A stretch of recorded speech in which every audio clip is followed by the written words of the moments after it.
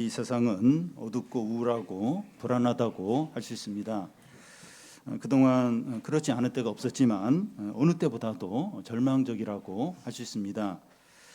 우크라이나와 러시아 전쟁이 발발했을 때 세계가 불안해했는데 그 전쟁이 끝나지도 않은데 중동 전쟁이 터져서 주유비도 오르고 생필품들 가격이 다 오르고 있습니다. 요즘 세상 분위기는 전쟁이 어디서 터질 수도 있고 우리 머리 위로 미사일이 날아다닐 수도 있겠다 하는 생각이 이제 들 정도입니다.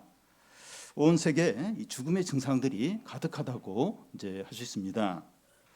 그런데 우리 개인적으로나 가정 안에서도 절망과 고통이 많습니다.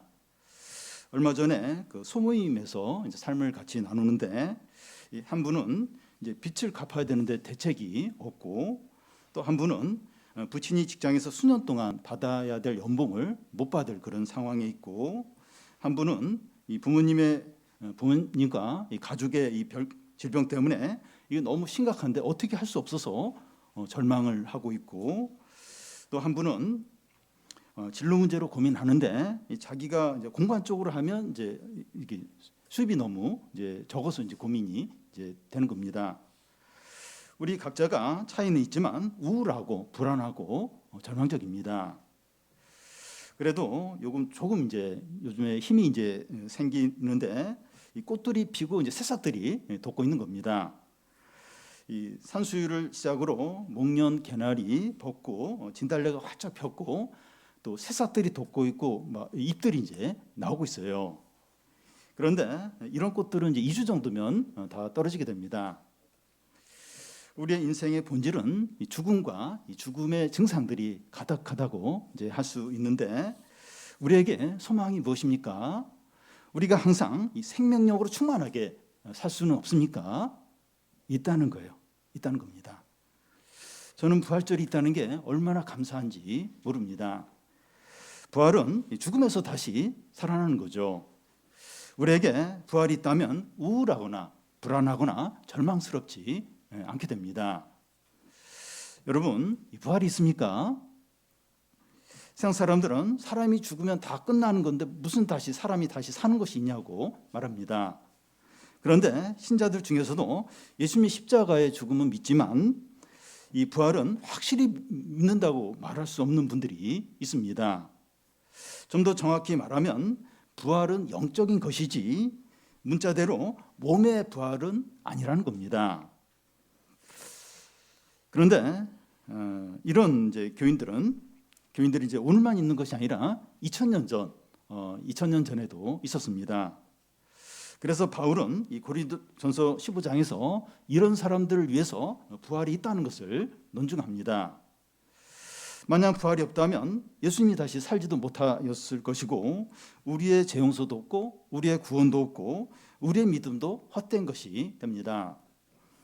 예수님의 부활이 없다면 신자인 우리가 세상에서 제일 어리석고 불쌍하고 비참한 자가 되는 거죠. 우리가 주일날 예배를 드리고 봉사를 하고 절제를 하고 신앙 때문에 손해를 보는 것이 다 헛된 것이 되는 겁니다. 여러분, 예수님이 부활하셨나 하지 않았나 하는 것을 어떻게 알 수 있습니까? 이 부활에 대한 기록을 통해서 판단할 수 있습니다. 예수님의 부활에 대한 성경의 기록이 사복음서하고 고린도전서 15장하고 성경의 몇몇 곳에서 나옵니다. 특히 사복음서에서는 예수님이 부활하셨을 때 그 현장에 있던 여인들의 증언이 기록되어 있는데 과장하지도 않고 부활을 주장하지도 않고 그들이 본 것을 간단 명료하게 기록해 놨습니다. 이 고린도전서 15장에서는 부활하신 예수님을 본 사람들이 500명 정도 된다고 하는데 바울이 고린도전서를 쓸 당시에 한 반 정도가 살아 있었다고 해요. 여러분, 예수님의 부활은 사상이나 개념이 아니고 실제로 일어나는 역사이고 사실입니다. 부활을 믿기 때문에 예수님이 부활을 했을 거다 이렇게 하는 것이 아니라 부활이 사실이기 때문에 부활을 믿는 겁니다. 여러분, 기독교는 역사이고 사실입니다. 예수님은 역사적인 인물입니다. 우리가 믿는 것은 예수님이 행하신 일과 사실을 믿는 겁니다. 그런데 이 불신앙이 뭔가 하면 실제로 일어난 일을 믿지 않아요. 인정을 안 합니다. 주중에 고난주간 부흥의 이제 말씀 중에 이 날 때부터 걷지 못한 사람을 베드로와 요한이 예수 이름으로 명하는 일어나 걸으라 이렇게 하자 이 사람이 온전히 치료가 돼서 걷는 거예요. 걷고 뛰는 겁니다. 기독교는 실제로 일어난 사건이고 사실입니다. 그런데 유대 종교 지도자들은 예수 이름으로 이 장애인이 걷게 된 것을 인정하지 않아요. 눈앞에 날 때부터 걷지 못한 사람이 예수 이름으로 치료가 되어서 딱 서 있는데 그래도 인정을 안 해요. 끝까지 인정을 안 합니다. 불신앙은 사실을 인정하지 않습니다. 이 시간 이 마태복음 28장에 나와 있는 예수님의 부활에 대한 여인의 증언들을 살펴보려고 합니다. 실제로 일어난 일을 살펴보려고 해요. 이 여인들은 2000년 전 예수님의 빈 무덤과 부활하신 예수님을 보고 그 사실을 증언합니다. 우리는 빈 무덤이나 부활하신 예수님을 보지 못했지만 여인들이 부활이 사실이라고 하는 증언을 믿는 겁니다. 이 시간 부활이 역사적인 사실이라는 것을 믿어서 부활의 신앙을 다 가지시기 바랍니다.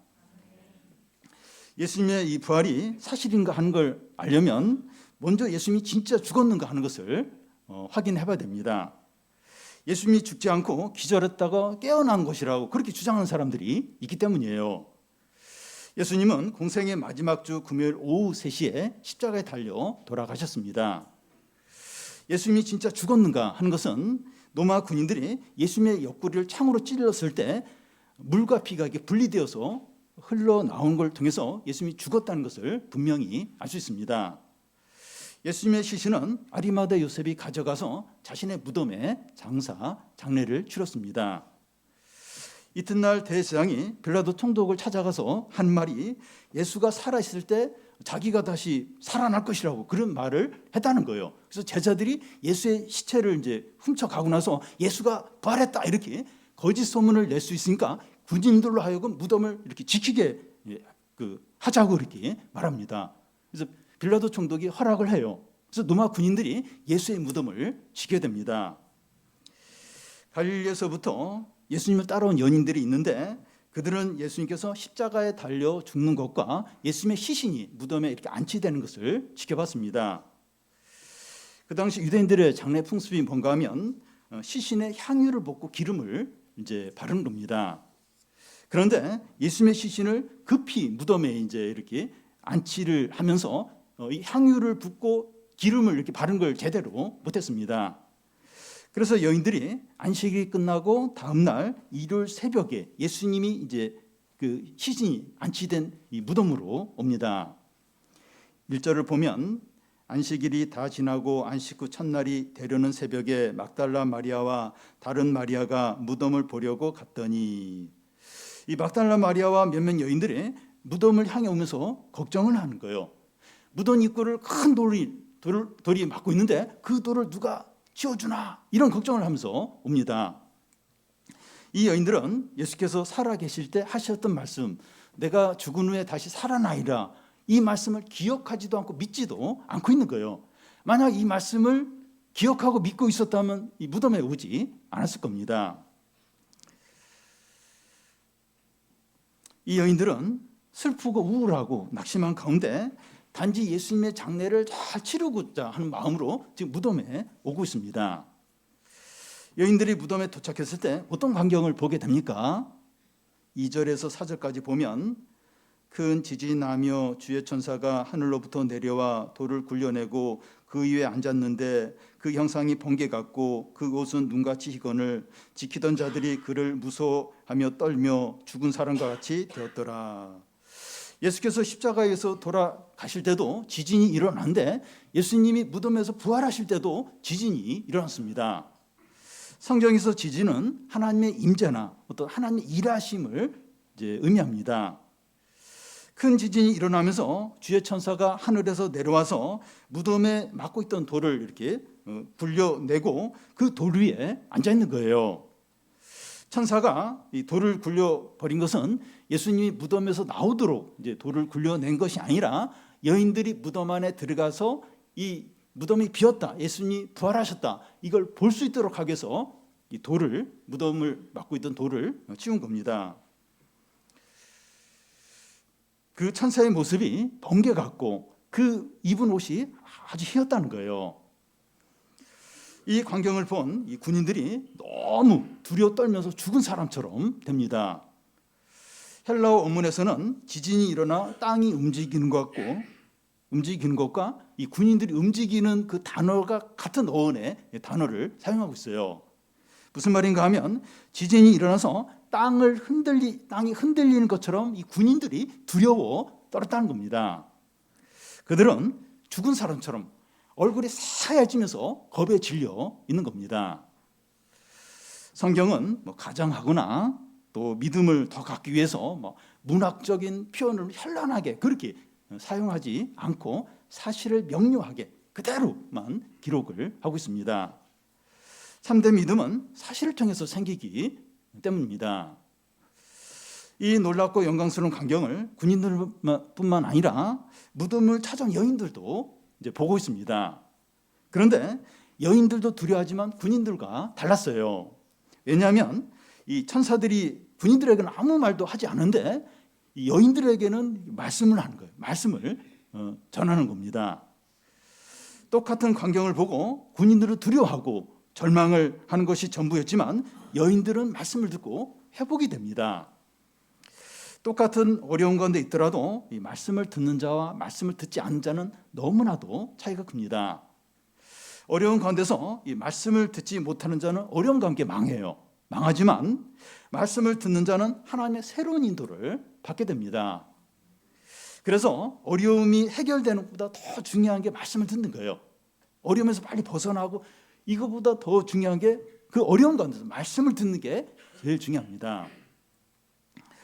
천사가 여인들에게 전하는 말씀이 뭡니까?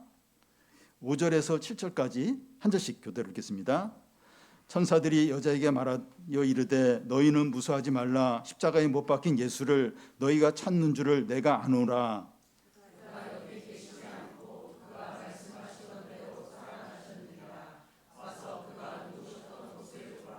또 빨리 가서 그의 제자들에게 이르되 그가 죽은 자 가운데서 살아나셨고 너희보다 먼저 갈릴리에 가시나니 거기서 너희가 배우리라 하라. 보라 내가 너희에게 일렀느니라 하거늘. 천사는 여인들에게 세 가지를 말하는데 첫 번째는 무서워하지 말라는 거예요. 왜 이 말을 하는가 하면 지금 여인들이 너무 무서워하고 있습니다. 지금 눈앞의 광경으로 무서워하고 예수님의 시신이 없어졌기 때문에 두려워하고 있습니다. 만약 장례식장에서 장례를 치러야 되는데 시신이 없었다 이러면 난리가 날 겁니다. 천사가 여인들에게 무서워하지 말라고 하는 것은 단지 무서움을 갖지 말라 하는 정도가 아니라 기뻐하라는 거예요. 왜냐하면 죽으셨던 예수님이 말씀하신 대로 다시 살아나셨기 때문입니다.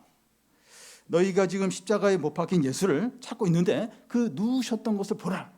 누우셨던 곳에 예수의 시신이 없지 않느냐, 빈 무덤이지 않느냐 하는 겁니다.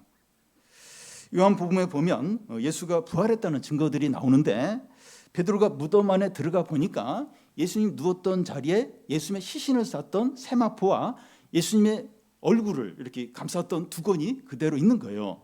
만약에 이 제자들이 예수님의 시신을 훔쳐가고 예수님 부활했다고 그렇게 한다면 예수님을 쌌던 세마포나 머리를 들었던 두건도 함께 없었을 겁니다. 그런데 이 천사들이 돌을 옮기기 전까지 그리고 이제 천사들이 돌을 옮기기 전까지 로마 군인들이 무덤을 지켰기 때문에 이 빈 무덤은 예수님이 부활했다는 증거라는 거예요. 그러니까 그 중간에 뭘 이렇게 예수님의 시신을 훔쳐가고 그럴 그게 없는 거예요. 그 천사가 무덤문을 열기 전까지 로마 군인들이 지키고 있었어요. 근데 무덤이 비어 있는 거예요. 이건 예수님이 부활했다는 이제 증거입니다. 그래서 여인들이 예수님의 시신이 없어졌다는 사실로 낙심하고 두려워할 일이 아니라는 겁니다. 예수께서 말씀하신 대로 다시 살아나셔서 무덤에 계시지 않는다면 크게 기뻐하고 찬양할 일이죠. 예수께서 계속 무덤에 있는 것이 아니라 부활하셔서 빈 무덤이라는 사실이 우리에게 큰 소망과 기쁨과 구원이 됩니다. 예수님이 계셨던 무덤이 빈 무덤이기 때문에 우리의 믿음이 헛되지 않고 고난 받는 것이 의미가 있고 절제하는 것이 가치가 있고 우리가 죽어도 부활이 있는 겁니다. 빈 무덤이라는 사실이 우리에게 소망이 되고 기쁨이 되고 용기가 돼요. 천사가 여인들에게 전하는 두 번째는 예수께서 말씀대로 다시 살아났다는 겁니다. 예수님은 공생의 기간에 3번에 걸쳐서 자신이 다시 살아날 것을 말씀했습니다. 한국만 읽어보면 이방인에게 넘겨주어 나를 조롱하며 채찍질하며 십자가에 못 박게 할 것이나 제3일에 살아나리라. 예수님의 부활은 이상하거나 돌발적인 일이 아니었습니다. 그가 전에 말씀하신 대로 하나님께서 살리신 거죠. 로마서 4장 25절을 보면 예수님은 우리가 범죄한 것 때문에 내어줌이 되고 또한 우리를 의롭게 하기 위하여 살아나셨느니라. 하나님의 말씀이 이렇게 신실해요. 말씀이 죽음을 이깁니다. 말씀은 죽음보다 강합니다. 우리가 알고 있고 읽고 있고 이 듣는 말씀이 이렇게 강력하고 신실합니다. 하나님의 말씀이 다시 살아나리라면 살아나는 거예요. 죽었더라도 살아나리라면 다시 살아나는 겁니다. 죽음보다 더 강한 하나님의 말씀을 신뢰하시기 바랍니다. 천사가 여인들에게 전하는 3번째는 제자들에게 부활 소식을 알리라는 거예요. 7절을 다시 보면 또 빨리 가서 그의 제자들에게 이르되 그가 죽은 자 가운데서 살아나셨고 너희보다 먼저 갈릴리에 가시나니 거기서 너희가 배우리라 하라. 보라 내가 너희에게 일렀느니라 하거늘. 여인들이 제자들에게 이제 알려야 할 것이 2가지인데 하나는 예수께서 죽은 자 가운데서 살아나셨다는 것이고 다른 하나는 예수께서 너희보다 먼저 갈릴리로 갈 테인데 거기서 만나자는 겁니다. 지금 여인들은 역사상 가장 중요한 어떤 일을 지금 증언하고 있습니다. 그런데 옛날에는 여자들의 증인을 인정하지 않았어요. 뭐 종이나 여자들이나 이렇게 여자들이 뭔가 증언하는 걸 인정하지 않았습니다. 만약에 예수님의 부활이 꾸며낸 이야기라면 여기서 예수님을 증언할 때 여자들을 증인으로 세우지 않고 남자들이 증언했다 이런 식으로 했을 겁니다. 여인들은 예수님이 제자들에게 갈릴리에서 만나자는 천사의 말을 전하게 되는데 이 말씀은 예수께서 최후의 만찬에서 하셨던 말씀이 성취가 된 겁니다. 오늘 밤에 너희들이 다 나를 버리리라 하시면서 그러나 내가 살아난 후에 너희보다 먼저 갈릴리를 가리라 이렇게 말씀을 했습니다. 예수님이 말씀하신 대로 죽음 후에 다시 살아나셨고 제자들에게 갈릴리에서 다시 만나자고 하시는 거예요. 결국 말씀대로 이루어집니다. 예수님은 말씀대로 부활하셨고 말씀대로 갈릴리에서 만나자고 하시는 거예요. 그 당시 예수님이 이 말씀을 하실 당시에는 말도 안 돼요. 불가능하고 절망적이었는데 말씀은 반드시 이루어집니다. 죽음이 그 앞을 가로막아도 말씀대로 돼요. 그래서 죽음 같은 절망적인 상황에서도 말씀을 믿으시기 바랍니다. 하나님의 말씀은 죽음도 이기면서 성취되기 때문입니다. 다음은 여인들이 천사가 전하는 말을 듣고 어떻게 했느냐 하는 겁니다. 8절을 보면 같이 한번 읽겠습니다.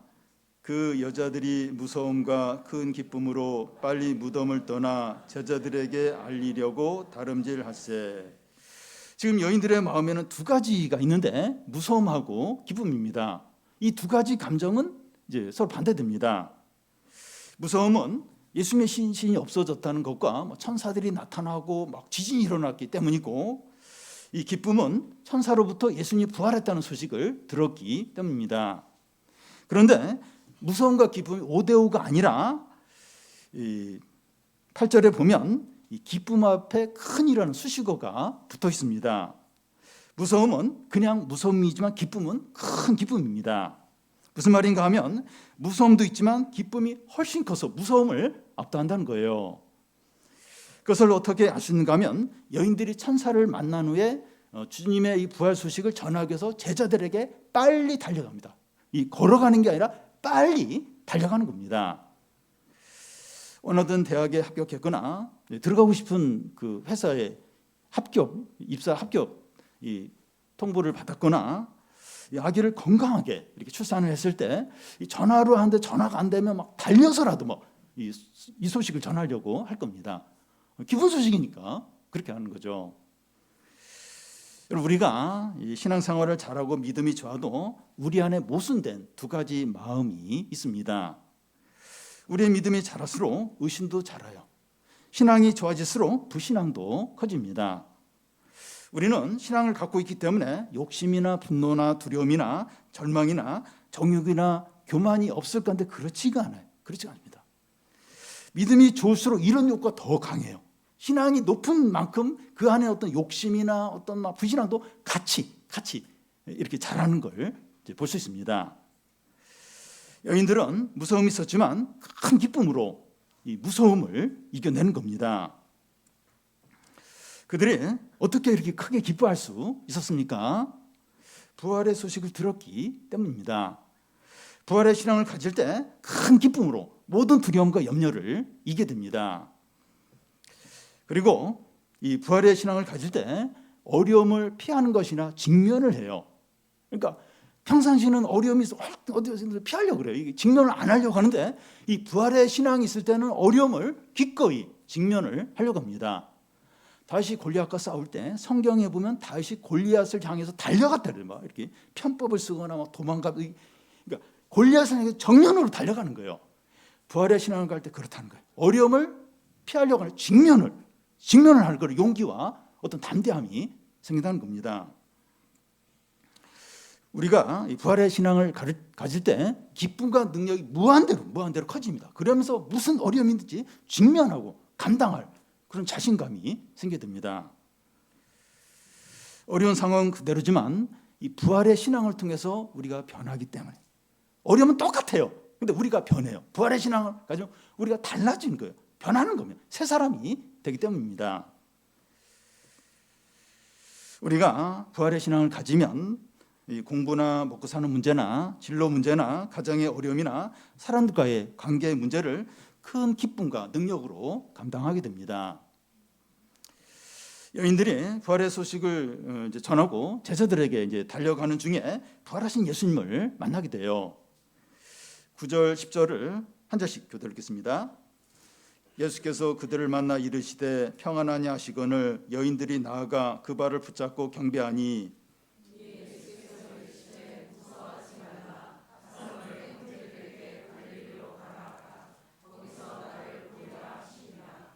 다른 복음서에 보면 부활하신 예수님의 외모가 전과 달라졌기 때문에 처음에 예수님을 잘 못 알아보는 그런 게 나옵니다.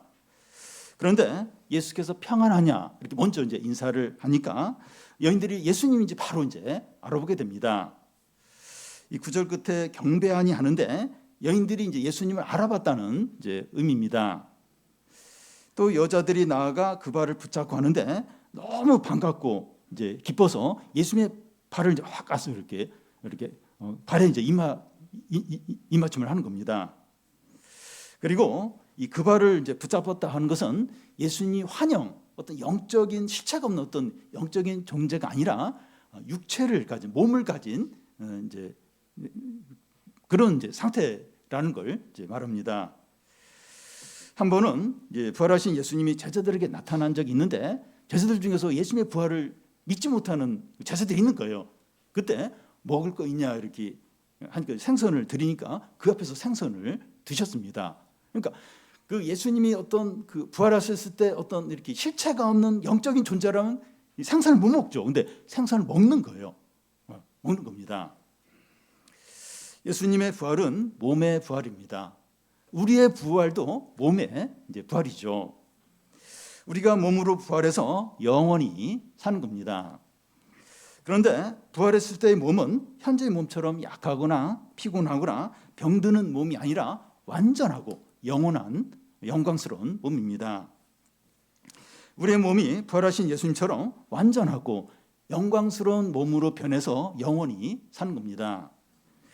그때는 우리 몸을 위해서 다이어트를 하거나 화장을 하거나 또 명품 옷을 입지 않아도 돼요. 그런 거 하지 않으면 살 빼려고 고생 뭐 이렇게 그렇게 안 해도 됩니다.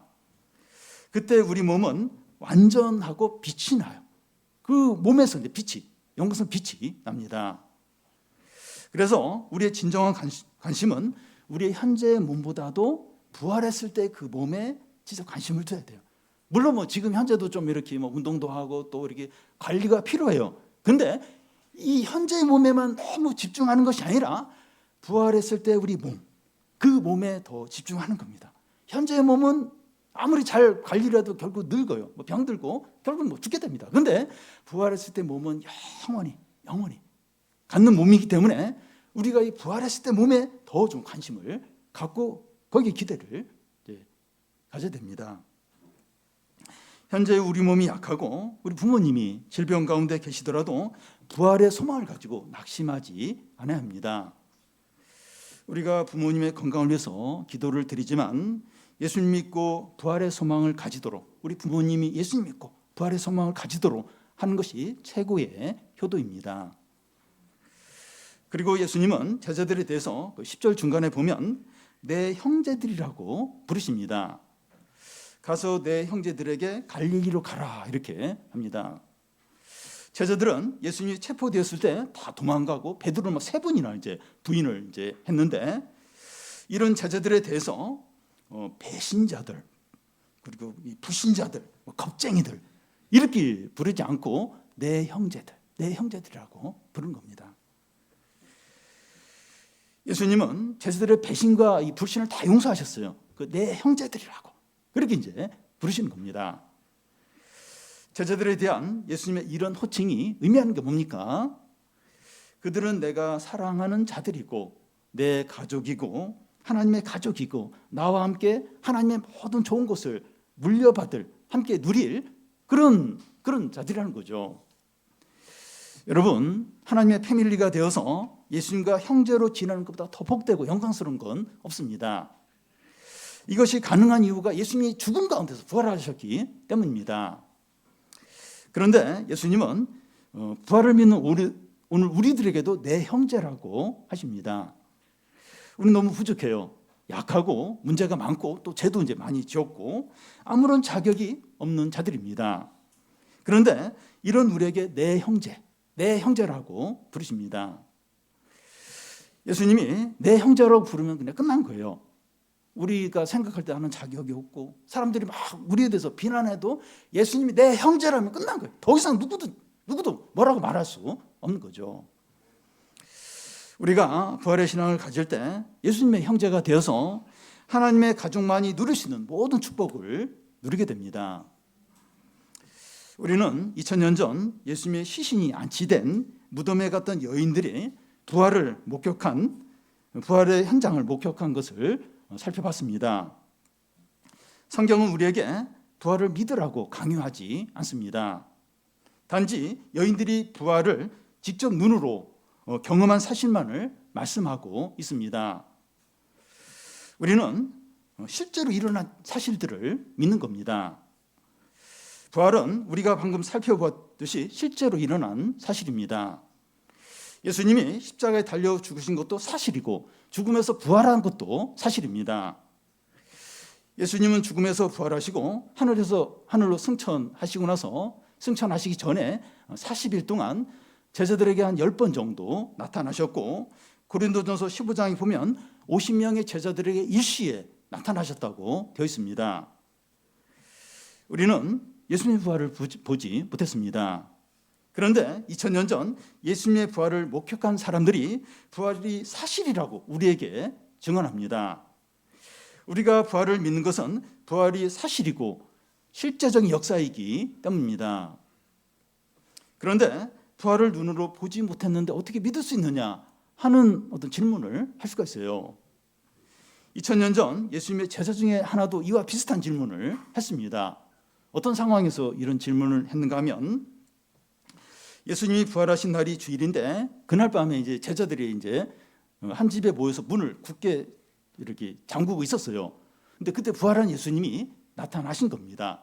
그래서 제자들은 부활한 예수님을 보고 만나고 이 부활을 믿게 됩니다. 그런 일이 있고 나서 부활하신 예수님을 만난 제자들이 그 자리에 없던 도마에게 예수님이 부활하셨다, 우리가 부활한 예수님 만났다, 그런 이야기를 하는 겁니다. 그래서 도마가 무슨 말을 하는가 하면, 내 손가락으로 예수님의 그 손바닥에 나 있는 못자국에 넣어보고 내 손으로 예수님의 그 창이 찔린 그 옆구리에 넣어보기 전까지는 믿지 못하겠다 하는 거예요. 내 눈으로 직접 보기 전에는 예수님의 부활을 믿지 못하겠다, 이렇게 말했습니다. 한 주가 지난 후에 도마를 포함한 제자들이 다 또 한 집에 모여 있는데, 그때 예수님이 그 가운데 나타나신 겁니다. 그때 예수님이 도마에게 한번 손가락으로 내 손에 못자국에 넣어보고 너의 손으로 내 옆구리에 넣어서 믿음 없는 자가 되지 말고 믿는 자가 되라고 하십니다. 그러면서 보고 믿는 자보다 보지 않고 믿는 자가 복되다, 이렇게 하십니다. 우리는 직접 눈으로 부활하신 예수님을 보지 못했지만 부활을 눈으로 목격한 것을 전하는 사람들의 증언을 들었습니다. 어떻게 하시겠습니까? 눈으로 보지 못했기 때문에 나는 부활을 믿을 수 없다, 이렇게 하시겠습니까? 아니면 부활이 사실이라고 그런 증언을 들었는데 보지 못했어도 믿겠다, 이렇게 하시겠습니까? 왜 그런 질문을 부담스럽게 합니까? 교회 다니고 예수님 믿고 부활이 있다는 거 알면 다 되는 거 아닌가, 그렇게 할 수 있어요.